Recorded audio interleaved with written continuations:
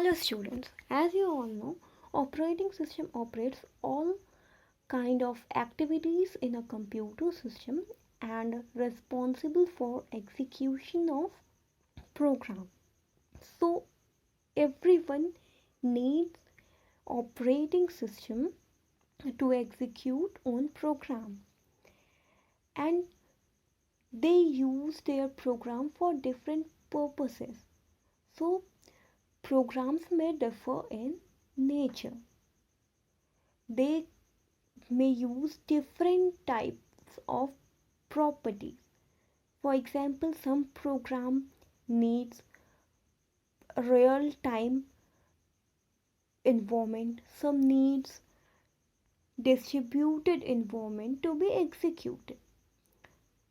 So there are different types of operating system depending upon the need of the user and the property of operating system that the program require for the execution. Okay, so in this video lecture, in this section, we will discuss about some of the types of operating system that are most commonly used. Okay, and today we will discuss about batch operating system. Okay, so batch operating system uses the property of batch processing. So in batch operating system, user do not interact with the computer directly. Okay, he prepare his job in an offline device like punch cards or tapes. He programmed in that tape or punch card and then give that to the computer operator. Okay, now similar types of jobs are grouped together in a batch. The job with similar needs, with similar requirements or similar language are grouped together and run as a group. Okay, now programmer sort the programs with similar requirements on a preference basis, and that job runs on FCFS fashion. Okay, first come first serve fashion, and then the whole batch are execute, then the output is given to the user. So batch operating system में क्या होता है, user जो है that means जो programme जिसने program run करवाना है, जिसे आउटपुट चाहिए, वो डायरेक्टली कंप्यूटर से इंटरेक्ट नहीं करता है. उसके बदले वो क्या करता है, वो किसी भी ऑफलाइन डिवाइस में लाइक पंच कार्ड हो गया, टेप हो गया, मैग्नेटिक ड्रम्स हो गया, उसमें अपना जॉब प्रिपेयर करता है, उसमें प्रोग्राम करता है, कोड करता है जो भी प्रोग्राम है, और उसको दे देता है कंप्यूटर ऑपरेटर को. ओके, देन क्या होता है, जितने भी सिमिलर टाइप के जॉब हैं जिनके सेम रिक्वायरमेंट्स हैं, लाइक 2-4 जॉब होंगे जिनमें प्रिंटर का यूज़ होना होगा, कुछ जॉब होंगे जिनमें स्कैनर का यूज़ होना होगा, कुछ में कीबोर्ड से कुछ इनपुट लेना होगा. तो इस तरह से जो भी सेम टाइप के जॉब होते हैं, सेम रिक्वायरमेंट वाले, उनका एक बैच बना लिया जाता है. ओके, एक ग्रुप बना लिया जाता है. उनको क्या कर दिया जाता है, एक बैच में अरेंज कर दिया जाता है, और फिर वो कंप्यूटर ऑपरेटर क्या करेगा, उसको वहाँ पे प्रोग्रामर का काम ख़त्म हो गया, उसने दे दिया ऑपरेटर को, ऑपरेटर उसको अरेंज करेगा, शॉर्ट करेगा. ठीक है, कौन सा जॉब पहले एग्जीक्यूट होना है, कौन सा बाद में. जॉब मीन्स बैच, जो बैच के अकॉर्डिंग वो उसको शॉर्ट करेगा और फिर क्या करेगा, उसको रन करेगा। ओके, नाउ ये रन होगा FCFS फैशन में। जो बैच पहले पहले दिया गया है एग्जीक्यूट होने के लिए, वो जॉब पहले क्या होगा, एग्जीक्यूट होगा। फिर जो जॉब दिया गया है यानी कि जो बैच दिया गया है, फिर वो एग्जीक्यूट होगा। एक बैच में अगर 10 जॉब है तो पहले वो 10 जॉब एग्जीक्यूट होंगे, देन बैच 2 के जो भी जॉब है वो एग्जीक्यूट होंगे। तो ये FCFS यानी फर्स्ट कम फर्स्ट सर्व के फैशन पे ऑपरेटिंग सिस्टम उसको एग्जीक्यूट करेगा, ठीक है, बैचेस में।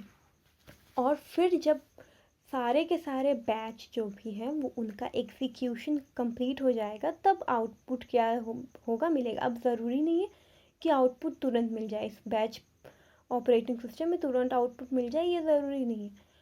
हो सकता है यूज़र जो है जिसने जॉब सबमिट करके जो गया है, जिसने जॉब सबमिट किया है, उसको 1 दिन के बाद मिले, शाम में मिले, 4 दिन के बाद मिले। तो इसका कोई भी गारंटी नहीं है कि वो कब मिलेगा। जब तक पूरे के पूरे बैचेस जो है वो परफॉर्म नहीं हो जाते, तब तक इसमें आउटपुट जो है वो नहीं होता। अब अगर बैच कम है, एक बैच है, एक ही जॉब है, तो उसका आउटपुट तुरंत मिल जाएगा, ठीक है। बट जितने भी बैचेस दिए गए हैं कंप्यूटर को एक साथ, वो जब तक परफॉर्म नहीं होते हैं तब तक आउटपुट नहीं मिलेगा।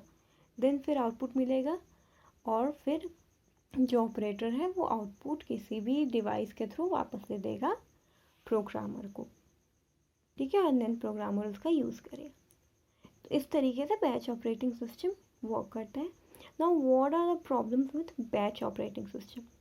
इसमें क्या होता है, lack of interaction between user and the job. जो जॉब उसने दे दिया, अब उसके साथ उसका कोई इंटरेक्शन नहीं है, यूज़र और कंप्यूटर का कोई इंटरेक्शन ही नहीं है। अब बीच में अगर उसे कुछ चेंजेस करने हैं या कोई नीड आ गया किसी चीज़ का, तो वो क्या है, फुलफ़िल नहीं होने वाला है, क्योंकि उनका कोई इंटरेक्शन नहीं रहने वाला है। अगर कोई एरर आया है तो फिर वो रुक जाएगा, वो एग्जीक्यूट नहीं होगा, या उसे कुछ चेंजेस करने हैं वो नहीं कर पाएगा। और दूसरा जो प्रॉब्लम है वो है कि इसमें जो है CPU आइडल हो जाता है। CPU कभी कभी खाली हो जाता है जब भी इनपुट आउटपुट डिवाइस के लिए कॉल करता है प्रोग्राम। जब भी उसको इनपुट आउटपुट डिवाइस की नीड होती है तो इसमें थोड़ा टाइम लगता है, जिसकी वजह से उस टाइम पे CPU क्या हो जाता है, खाली हो जाता है, और उस समय उसके पास एग्जीक्यूट करने के लिए कोई भी काम नहीं होता है। और बैच प्रोसेसिंग का रूल यही है कि जब तक एक जॉब कंप्लीट नहीं होगा तब तक दूसरा जॉब एग्जीक्यूट नहीं होगा। देन इसमें प्रायोरिटी डिसाइड करना बहुत ही डिफ़िकल्ट है। लाइक अगर हम चाह रहे हैं कि एक तरह का जॉब है हमारा जो है, जो एक फर्स्ट बैच में उसका फर्स्ट जॉब जो है वो बहुत इंपॉर्टेंट है, वो पहले एग्जीक्यूट हो, फिर बैच 2 का जो सेकेंड जॉब है वो एग्जीक्यूट हो, तो वो नहीं हो सकता है।